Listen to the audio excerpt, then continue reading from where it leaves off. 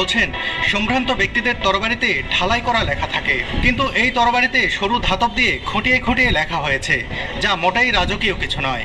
সর্বোপরি তরবারিটি নাকি সেই সময়ের কোনো কিছু নয়। তরবারির হাতলের কাছে লাগানো গোল চম্বকগুলো 30-40 বছরের পুরনো, যার প্রমাণ চম্বকের গায়ে নাকি লেখা রয়েছে।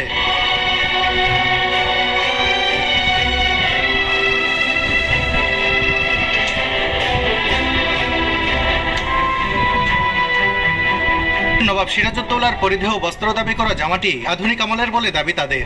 তারা বলছেন, যেহেতু সহজেই বোঝা যাচ্ছে জিনিসগুলো নিশ্চিতভাবে আসল নয়, তাই এগুলো ঢাকায় নিয়ে পরীক্ষা করার আর কোনো দরকার নেই। বাছাই কমিটির ব্যাখ্যা শুনে আমার মাথাটা যেন ঝিম ধরে এলো। মনে মনে ভাবলাম, সবকিছু বানোয়াট হয় কি করে?